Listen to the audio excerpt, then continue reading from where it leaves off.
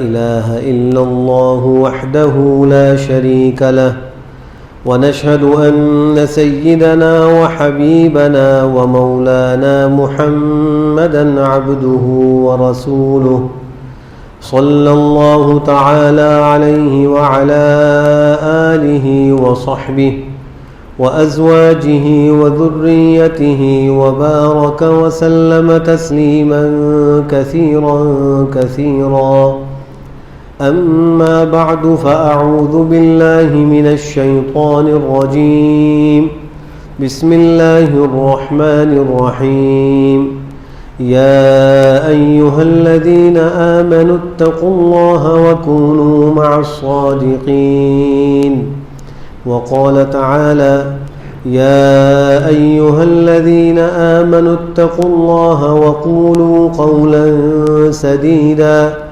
يصلح لكم أعمالكم ويغفر لكم ذنوبكم ومن يطع الله ورسوله فقد فاز فوزا عظيما وقال تعالى يا أيها الذين آمنوا اتقوا الله ولتنظر نفس ما قدمت لغد واتقوا الله إن الله خبير بما تعملون وعن أبي هريرة رضي الله عنه قال قال رسول الله صلى الله عليه وسلم إن الله لا ينظر إلى صوركم وأموالكم ولكن ينظر إلى قلوبكم وأعمالكم صدق الله مولانا العظيم وصدق رسوله النبي الكريم ونحن على ذلك من الشاهدين والشاكرين والحمد لله رب العالمين. میرے عزیزوں، بزرگوں اور دوستوں، انسان کو حقیقی کامیابی کے لیے اپنے اندر اچھی صفات اور اچھے اخلاق پیدا کرنے کی ضرورت ہے. جب تک انسان کے اندر اچھے اخلاق نہ ہو، اس کا باطن بنا ہوا نہ ہو اور رذائل اور برے اخلاق سے وہ پاک اور صاف نہ ہو تو وہ حقیقی کامیابی حاصل نہیں کر سکتا. اور ہر شخص اس دنیا میں کامیابی کا متمنی ہے، متلاشی ہے، تمنا بھی ہے اور تلاش بھی ہے. تو کامیابی کو حاصل کرنے کا آسان طریقہ یہی ہے کہ انسان اپنی اصلاح کر لے، اپنے باطن کو درست کر لے، اپنے آپ کو اچھے اخلاق سے آراستہ کر لے تو دنیا میں بھی کامیاب ہو جائے گا اور آخرت میں بھی کامیاب ہو جائے گا. اپنے باطن کو اچھا کرنے کے لیے سب سے اہم حکم جو قرآن کریم میں دیا گیا اور جس کی تاکید سرکار دو عالم صلی اللہ علیہ وسلم نے احادیث مبارکہ میں فرمائی، اس میں ایک بنیادی اور اہم حکم و تقویٰ کا ہے. تقویٰ اختیار کرنا یہ انسان کی کامیابی کی کنجی ہے. اگر ہمارے اندر تقویٰ نہیں ہوگا تو نہ ہمارا معاشرہ کبھی کامیاب معاشرہ بنے گا، نہ ہماری معاشرت کامیاب معاشرت ہوگی، نہ ہمارے گھر اور ہمارے خاندان اور خود ہماری اپنی ذات وہ کامیابی سے ہمکنار ہوگی. تو تقویٰ کا حصول بہت ضروری ہے. تقویٰ کا معنی ہے کف النفس عن الہوا، نفس کو حرام خواہشات سے روکنا، یہ تقویٰ ہے. ہر انسان کے نفس میں دو قسم کی خواہشات پیدا ہوتی ہیں، ایک حلال اور ایک حرام. حلال خواہشات پر عمل کرنا حدود شرع کے اندر رہتے ہوئے یہ بلا تکلف اور بلا کراہت جائز اور درست ہے، اور اس پر صحیح نیت اگر ہو تو ثواب کی بھی امید ہے. اور دوسری چیز جو پیدا ہوتی ہے نفس میں وہ حرام خواہش ہے. اصل تقویٰ حاصل کرنے کا جو حکم دیا جاتا ہے اس کا مقصد بھی یہی ہے کہ انسان کا نفس حرام خواہشات سے بچے، اور جس چیز کو اللہ نے اس کے رسول نے حرام قرار دیا اس کے قریب نہ جائے، اور اس میں اس کو چاہے جتنا بھی شدت کا تقاضا اپنے دل میں برداشت کرنا پڑے وہ برداشت کر لے، جان کی بازی لگانی پڑے تو وہ لگا دے، لیکن حرام کے قریب نہ جائے. یہ کیفیت جب پیدا ہو سکتی ہے جب انسان کے اندر تقویٰ ہو. اور قرآن کریم میں اللہ نے سورہ نازعات میں فرمایا وَأَمَّا مَنْ خَافَ مَقَامَ رَبِّهِ وَنَهَى النَّفْسَ عَنِ الْهَوَىٰ فَإِنَّ الْجَنَّةَ هِيَ الْمَأْوَىٰ، وہ شخص جو اپنے پروردگار کے سامنے کھڑے ہونے سے ڈرا، یعنی اس کے دل میں قیامت کا خوف آیا اور اللہ کے آگے پیشی سے ڈر دل میں آیا، اور اس نے اپنے آپ کو حرام سے روکا۔ دیکھیے قرآن کریم اللہ کے خوف پر مرتب کر رہا ہے اس بات کو کہ حرام سے اپنے آپ کو روکا۔ اس سے یہ بات معلوم ہوئی کہ جب کسی کے دل میں خوف خدا پیدا ہو جاتا ہے تو پھر وہ اپنے آپ کو حرام سے روکنے والا ہوتا ہے۔ اگر دل میں خوف خدا نہیں ہے، دل میں تقوی نہیں ہے، تو حرام سے بھی اپنے آپ کو وہ نہیں روکے گا۔ اگر آج ہمارے معاشرے میں یہ تقوی اور خوف خدا پیدا ہو جائے تو ہمیں کسی چیز کی نگرانی کی ضرورت نہیں، ہمیں دکانوں اور گھروں کو تالا لگانے کی ضرورت نہیں، ہمیں کسی پہرے دار اور چوکیدار کی ضرورت نہیں۔ ہر شخص کے دل و دماغ میں خوف خدا ہے، تقوی ہے، تو وہ کسی کی چیز نہیں اٹھائے گا، کسی کو تکلیف نہیں پہنچائے گا، کسی سے جھوٹ نہیں بولے گا، کسی کے مال کو نہیں چرائے گا، ڈکیتی نہیں کرے گا، الزام نہیں لگائے گا۔ صحابہ کرام کے معاشرے میں خوف خدا اور تقوی موجود تھا، اس لیے وہاں امن ہی امن تھا، سکون ہی سکون تھا، وہاں کسی نگرانی کی ضرورت نہیں تھی، ہر ایک اپنی آخرت کی فکر میں مبتلا تھا۔ اب یہ جو تقوی کا حکم ہے قرآن کریم کی آیات میں جا بجا اس کے بارے میں فرمایا گیا ہے، اس کی اہمیت کا اندازہ اس سے لگا لیں کہ نماز پہلا فریضہ ہے جو اسلام لانے کے بعد انسان کی طرف متوجہ ہوتا ہے۔ اس فریضے کا مقصد بھی قرآن کریم تقوی کو بتلا رہا ہے کہ نماز پڑھنے سے بھی مقصود کیا ہے کہ تمہارے اندر تقوی آ جائے، تم متقی بن جاؤ۔ سورہ بقرہ میں اللہ فرماتے ہیں یا ایھا الناس اعبدوا ربکم الذی خلقکم والذین من قبلکم لعلکم تتقون، اے انسانوں عبادت کرو اپنے پروردگار کی جس نے تم کو پیدا کیا اور تم سے پہلے لوگوں کو پیدا کیا۔ کیوں عبادت کرو؟ لعلکم تتقون، تاکہ تمہارے اندر تقوی آ جائے، تم متقی بن جاؤ۔ اب دیکھیے عبادات میں اہم العبادات اور اہم ترین عبادت وہ نماز ہے، تو جب عبادت کی غایت تقوی ہے تو نماز کی غایت اور مقصد بھی تقوی ہے۔ اور قرآن کریم دوسری جگہ ارشاد فرما رہا ہے کہ ان الصلاۃ تنہی عن الفحشاء والمنکر، بے شک نماز انسان کو بے حیائی کے کاموں سے اور بری باتوں سے روکتی ہے۔ جب نماز درست ہوتی ہے تو تقوی آ جاتا ہے۔ اگر نماز پڑھ رہے ہیں اور تقوی نہیں آ رہا تو ہمیں نماز کا مقصد حاصل نہیں ہو رہا، دل میں خوف خدا نہیں آ رہا تو ہم نماز تو پڑھ رہے ہیں، ایک فرض ہم سے ساقط تو ہو رہا ہے لیکن ہم مقصد صلاۃ سے محروم ہیں۔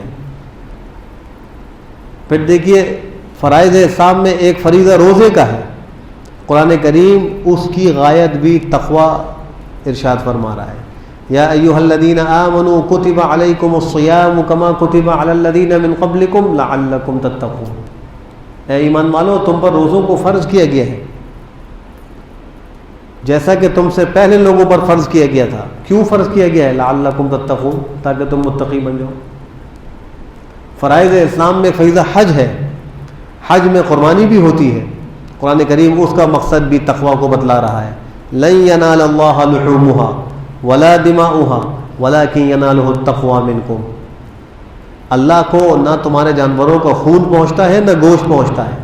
ہم جو حج میں قربانی کرتے ہیں یا ایام اضحیٰ میں قربانی کرتے ہیں تو اللہ کو نہ تو اس کا خون پہنچتا ہے اور نہ اس کا گوشت پہنچتا ہے، ولکن ینالہ التقوی منکم، لیکن اللہ کو تمہارا تقوی پہنچتا ہے۔ تو مقصود یہ ہے کہ اگر عبادت انسان نے کی، فریضہ حج ادا کیا، اس میں قربانی کی اور تقوی نہیں آیا تو وہ مقصد سے محروم۔ زکوٰۃ یہ بھی اسلام کے فرائض میں ایک اہم ترین فرض ہے، قرآن کریم اس کی غایت بھی تقوی ذکر کر رہا ہے۔ وَسَيُجَنَّبُهَا الْأَتْقَى الَّذِي يُؤْتِي مَالَهُ يَتَزَكَّى، جہنم سے عنقریب وہ بچے گا جو زیادہ متقی ہوگا، جو زیادہ پرہیزگار ہوگا وہ جہنم سے بچے گا۔ آگے اس کی تعریف ذکر فرمائی، الذی یؤتی مالہ، جو دیتا ہے اپنے مال سے، یتزکا، زکوٰۃ ادا کرتا ہے، اپنے مال کا حق ادا کرتا ہے، صدقات اور خیرات کرتا ہے۔ تو جو صدقات اور خیرات کرتا ہے تو اس کو تقوی حاصل ہوگا، اس کی غایت بھی یہی ہے۔ سورہ حجرات میں اللہ فرماتے ہیں کہ تم میں سب سے زیادہ معزز و محترم وہ ہیں جو تم میں سب سے زیادہ متقی ہوں، سب سے زیادہ متقی ہوں۔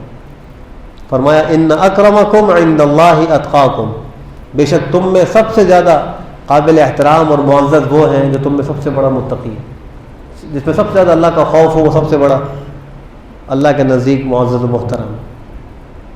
اور حدیث شریف میں سرکار دو عالم صلی اللہ علیہ وسلم نے حضرت ابو ہریرہ کو فرمایا اتق المحارم تکن اعبد الناس، تم حرام سے بچو، تقوی اختیار کرو، تم لوگوں میں سب سے بڑے عابد بن جاؤ گے، سب سے بڑے عبادت گزار تم بن جاؤ گے۔ تو اس سے معلوم یہ ہوا کہ انسان جب تقوی اختیار کر لیتا ہے تو وہ سب سے بڑا عابد ہوتا ہے۔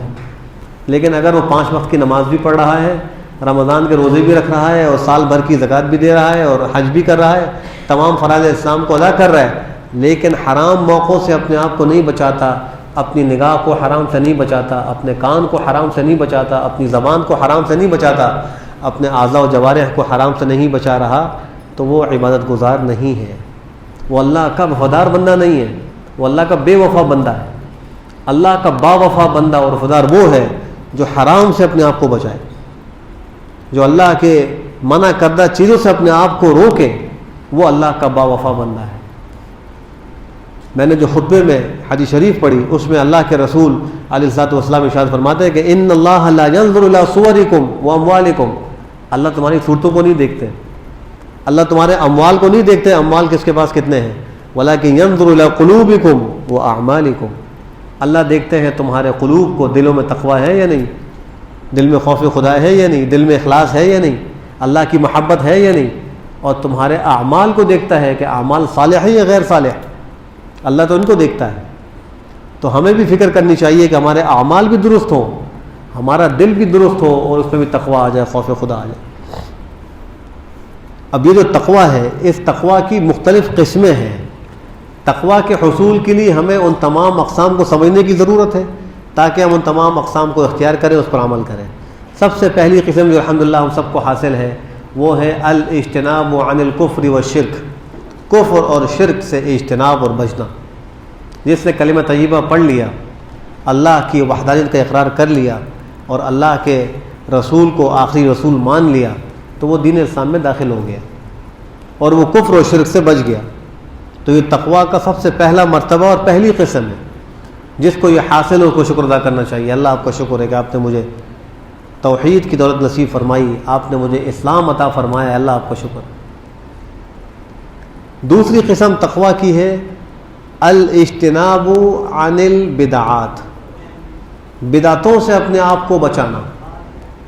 بدعت کیا ہے؟ دین میں کوئی نیا کام ایسا کرنا جو دین سے ثابت نہ ہو، جو شریعت میں ثابت نہ ہو، اپنی طرف سے ثواب سمجھ کر اس کو کرنا، یہ بدعت۔ پھر اس بدعت کی قسمیں ہیں، ایک بدعت جو ہے وہ قدیمہ ہے، ایک جدیدہ ہے۔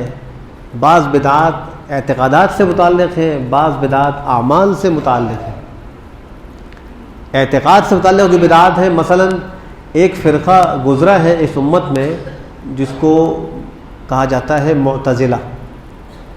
ان کا خیال یہ ہے کہ اللہ نے اپنے اوپر فضل اور مہربانی کرنے کو لازم کر لیا ہے، اللہ پر یہ لازم ہے کہ جب کوئی آدمی نیکی کرے تو اللہ اس کو ضرور ثواب دے دے۔ اب یہ ایک اعتقادی بدعت ہے۔ اسی بدعت ہے کہ اللہ پر کوئی چیز لازم نہیں ہے، کوئی اور اللہ پہ کوئی چیز لازم بھی نہیں کر سکتا، یہ تو اللہ کی مہربانی کہ اللہ خود فرما رہے ہیں کتب ربکم علی نفسہ الرحمہ، تمہارے رب نے اپنی ذات پر مہربانی کرنے کو لکھ لیا ہے، لازم کر لیا ہے، لیکن کوئی اور مخلوقات میں سے اللہ پر کسی چیز کو لازم نہیں کر سکتا۔ تو ان کا خیال یہ کہ ثواب پر نیکی دینا یہ اللہ پر لازم ہے، یہ ایک اعتقادی بدعت ہے۔ اسی طریقے سے وہ کہتے ہیں کہ اسلام لانے کے بعد بعض فرقوں میں یہ ہے کہ گناہ نقصان نہیں پہنچاتے، بس اسلام لے آئے کافی ہے، اب جتنے مرضی گناہ کرتے رہو، اسلام پر کوئی فرق نہیں پڑے گا، زندگی میں کوئی اثر نہیں پڑے گا۔ یہ خوارج کا فرقہ ہے، یہ بھی گزرا ہے، تو یہ بھی بدعات اعتقادیہ میں مبتلا ہے۔ حالانکہ اسلام تو ایک چراغ ہے اور اعمال اس کا تیل ہے۔ اگر ہم چراغ میں تیل نہیں ڈالیں گے تو وہ چراغ بجھنے لگے گا، پہلے کمزور ہوگا، آہستہ آہستہ جب تیل ختم ہو جائے گا تو چراغ بجھ جائے گا۔ اسی طریقے سے ایمان کو جلا ملتی ہے اعمال سے، اس میں اضافہ ہوتا ہے اعمال سے، اس کی روشنی بڑھتی ہے نیک عمل سے۔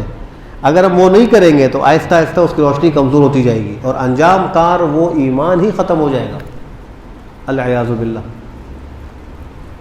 تو یہ تو عقیدہ مسلمہ ہے کہ ایمان لانے کے بعد اعمال صالحہ بھی ضروری ہیں اور ان سے ایمان بڑھتا ہے اور نہ کرنے سے ایمان گھٹتا ہے۔ نیکی کریں گے تو ایمان میں اضافہ ہوگا، گناہ کریں گے تو اس میں کمی آئے گی۔ لیکن وہ کہتے ہیں کہ نہیں، ایمان لانے کے بعد اب کسی عمل کی ضرورت ہی نہیں ہے، تو ان سے بھی بچنا ضروری ہے۔ بعض بدعتیں وہ ہیں جو عملی ہیں، ہمارے عملوں میں آ گئی ہیں بدعتیں۔ مثال کے طور پہ اگر کوئی آدمی مسجد میں آئے اور فجر کی نماز کے بعد سلام کرنے کو ضروری سمجھے اور کہے کہ نہیں، فجر کے بعد سلام کرنا جو ہے یہ ثواب کا کام ہے، تو یہ قرآن و حدیث سے ثابت نہیں ہے۔ ویسے ملاقات ہو سلام کر لیں، کوئی حرج کی بات نہیں، لیکن یہ ایک دین سمجھ کر یا ایک عبادت سمجھ کر کہ ہم فجر کی نماز کے بعد یا عصر کے بعد آ کر سلام کریں گے تو ہمیں اس میں ثواب ملے گا، تو یہ ایک اسلام میں اپنی طرف سے اضافہ کرنے کے مترادف ہے۔ اس سے بھی بچنا ضروری ہے۔ ملاقات پر مصافحہ کرنا چاہیے، جب ملاقات و مصافحہ کر لیں، حدیث میں آتا ہے کہ جب ملاقات کرنے پر دو آدمی آپس میں سلام کرتے ہیں تو ان کے گناہ جھڑ جاتے ہیں، صغیرہ گناہ ان کے معاف ہو جاتے ہیں، اور جب سفر سے واپسی ہو تو معانقہ کریں، یہ ثابت ہے۔ لیکن کسی خاص موقع پر اس کو ضروری سمجھ کر کرنا یہ عملی بدعت میں آ جاتا ہے۔ تو تقویٰ کے لیے بدعات سے اجتناب بھی ضروری ہے۔ تیسری قسم ہے کبائر سے اپنے آپ کو بچانا، بڑے بڑے گناہوں سے اپنے آپ کو بچانا، یہ بھی تقویٰ ہے۔ مثلا زنا ہے، سود خوری ہے، رشوت خوری ہے، اور اسی طریقے سے جھوٹ بولنا ہے، ملاوٹ کرنا ہے، کسی کو ناحق قتل کرنا ہے، کسی کو تکلیف پہنچانا ہے، یہ سارے بڑے بڑے گناہ ہیں۔ کسی کی غیبت کرنا ہے، دل کے اندر تکبر ہونا، حسد کرنا، کسی سے کینہ اور بغض رکھنا، یہ سارے بڑے گناہ ہیں۔ اور بڑے گناہ کی تعریف ہی یہ ہے کہ جس کے کرنے پر قرآن و حدیث میں شریعت میں کوئی وعید آئی ہو، لعنت آئی ہو، کوئی اس پر عذاب کی دھمکی آئی ہو، تو اس گناہ کو کبیرہ کہا جاتا ہے۔ یا اگر کوئی چھوٹا گناہ ہے اور کوئی شخص اس پر مصر ہو کر جم کر بیٹھ جائے، اس کو نہ چھوڑتا ہو، تو وہ چھوٹا گناہ بھی بڑا بن جاتا ہے، تو یہ بھی کبیرہ میں داخل ہے۔ تو تقویٰ کی تیسری قسم ہے کہ وہ اپنے آپ کو بڑے گناہوں سے بھی بچائے، ہر وہ گناہ جس پر شریعت نے عذاب اور وعید ذکر کی ہے ان سے اپنے آپ کو بچائے۔ چوتھی قسم تقویٰ کی ہے کہ صغائر سے اپنے آپ کو بچائے، چھوٹے گناہوں سے بھی بچائے۔ چھوٹے گناہوں سے بھی بچانا ضروری ہے، اس لیے کہ چھوٹے گناہ کثرت سے جب جمع ہو تو وہی کبیرہ بھی بن سکتے ہیں۔ تو ہم جب چھوٹوں سے بچیں گے تو کبیرہ سے بھی بچ جائیں گے۔ جیسے چھوٹے چھوٹے کنکر مل کر جمع ہو جائیں تو پہاڑ بن جاتا ہے، ویسے ہیں چھوٹے وہ کنکر، ایسے ہی چھوٹے گناہ جمع ہو جائیں تو وہ گناہوں کا ایک پہاڑ بن جاتا ہے، بڑے گناہ ہو جاتے ہیں۔ تو صغائر سے بچنا بھی تقویٰ کے لیے ضروری ہے۔ پہلی قسم شرک اور کفر سے اجتناب، دوسری قسم بدعات کسی بھی قسم کی ہوں ان سے اجتناب، تیسری قسم کبائر سے اجتناب، اور چوتھی قسم ہے صغائر سے اجتناب۔ پانچویں قسم ہے مشتبہ چیزوں سے بھی اپنے آپ کو بچانا، شبہ والی چیزوں سے۔ ایک حدیث میں آتا ہے کہ آپ حضرت والسلام راستے کے اندر گری پڑی کھجوروں کو اٹھا کر کھاتے نہیں تھے۔ اس میں آپ کو شبہ ہوتا تھا شاید یہ کسی کی یعنی زکوٰۃ میں نکالی ہوئی کھجور ہو، آپ زکوٰۃ کا مال نہیں کھاتے تھے، آپ کے لیے حلال نہیں تھا، یا کسی نے کوئی صدقے کے لیے نکالا ہوگا، تو آپ جس چیز میں شبہ آتا اس سے بھی اجتناب کرتے ہیں۔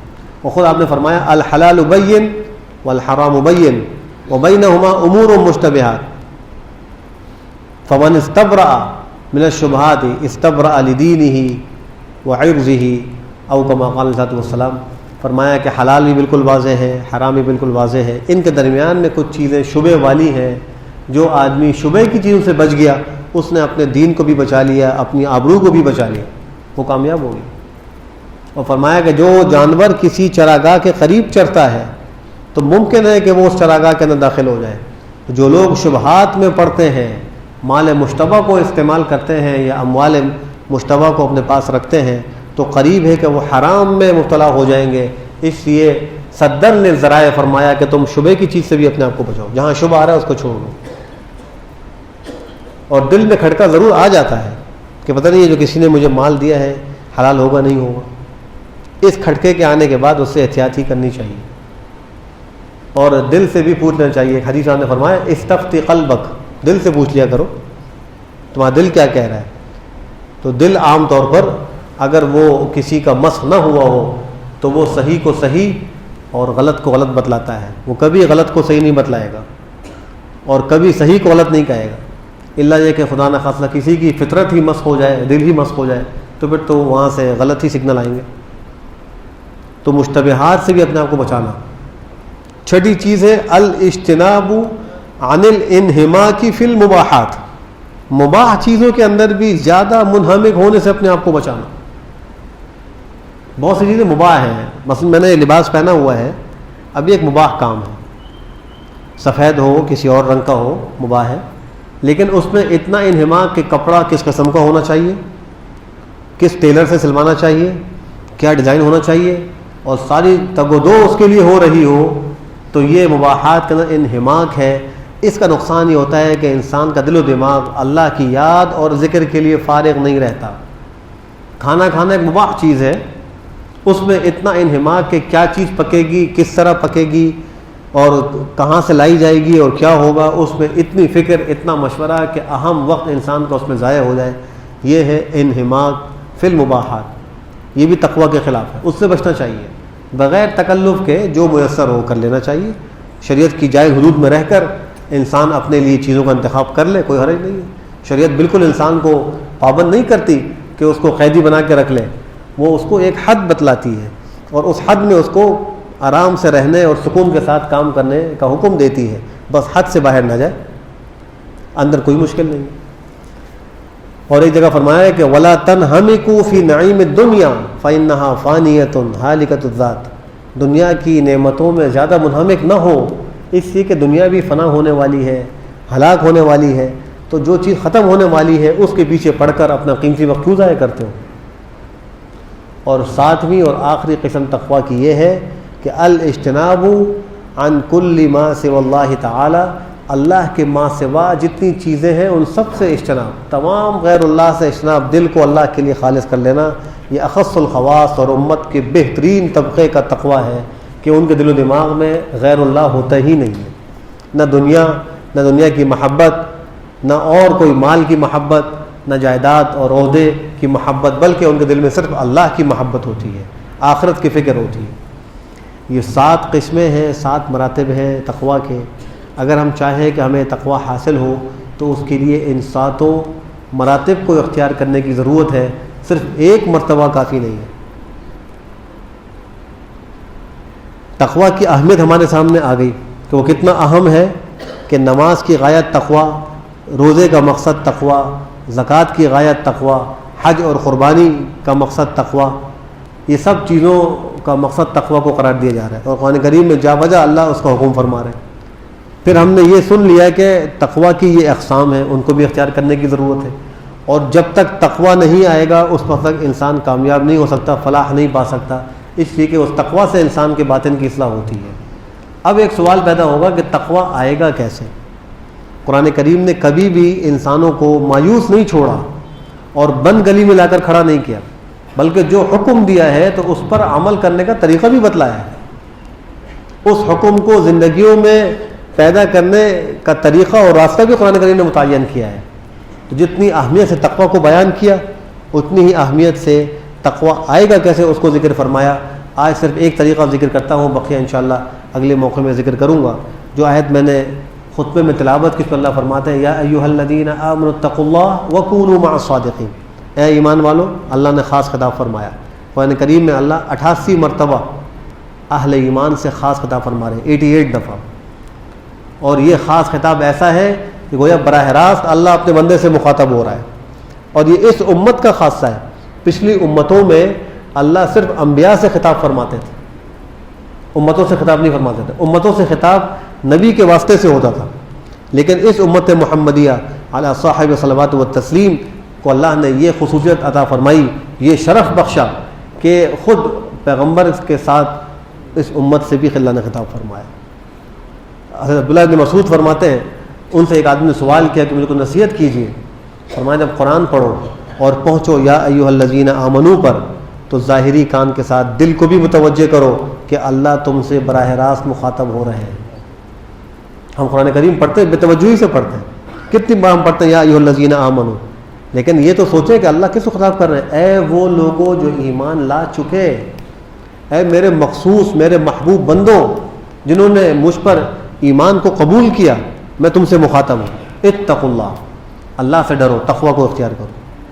اب سوال پیدا ہو کیسے اختیار کریں؟ وَكُونُوا مَعَ الصَّادِقِينَ، ایک طریقہ جو سب سے اہم طریقہ ہے وہ یہ کہ اللہ کے نیک اور متقی بندوں کے ساتھ رہو، ان کے ساتھ رہو گے تو تم جو ہے وہ تقوی اختیار کر لو گے، کامیاب ہو جاؤ گے۔ ہم دیکھتے ہیں کہ ٹرین جب چلتی ہے، آگے اگر انجن مضبوط ہے تو پیچھے بوگیاں اگر پرانی بھی ہوں اور ان میں کچھ کمی بھی ہو، نقص بھی ہو اور وہ بہت زیادہ بوسیدہ بھی ہو، لیکن اگر وہ مضبوطی کے ساتھ اس انجن سے لگی ہوئی ہیں تو انجن جہاں پہنچے گا وہ بوگیاں بھی وہیں پہنچیں گی، چاہے وہ چوں چوں کرتی بھی پہنچیں، چیختی چلاتی پہنچیں، لیکن پہنچ جائیں گی۔ لیکن اگر ان کا تعلق اس انجن سے مضبوط نہیں رہا تو انجن تو آگے نکل جائے گا اور وہ بوگیاں پیچھے رہ جائیں گی۔ ایسے ہی اللہ والوں کی صحبت ہے، نیک لوگوں کی مجالست ہے، اگر انسان اس کو مضبوطی سے اختیار کر لے تو جہاں وہ اللہ والے پہنچیں گے، اللہ کی ذات سے امید ہے کہ یہ بندے بھی وہیں پہنچیں گے، چاہے وہ کچھ گناہ ہو رہے ہیں، کچھ کمیاں ہو رہی ہیں اور کچھ جو ہے وہ زیادتیاں ہو رہی ہیں، لیکن تعلق مضبوط قائم کی کوشش کر رہا ہے تو بالآخر انجام کار منزل مقصود تک پہنچ جائے گا۔ تو اگر ہم چاہیں کہ تقوی ہمارے اندر آ جائے تو اس کے لیے اللہ والوں کی صحبت کو اختیار کرنا ضروری ہے، اور ان کی خدمت میں جا کر اپنے دل کے احوال کی اطلاع کی جائے، اپنی کیفیات کی اطلاع کی جائے، اور پھر جو وہ رہنمائی فراہم کریں، جو ہدایات دیں، ان پر عمل کیا جائے، تو اس طرح دل کا علاج ہو جائے گا اور تقوی دلوں کے اندر پیدا ہو جائے گا۔ اللہ سبحانہ و تعالی ہم سب کو تقوی کی دولت سے مالا مال فرمائے، اور اللہ ساری امت مسلمہ کو اپنے دل کی اصلاح کی توفیق نصیب فرمائے۔ وآخر دعوانا الحمد للہ رب العالمین۔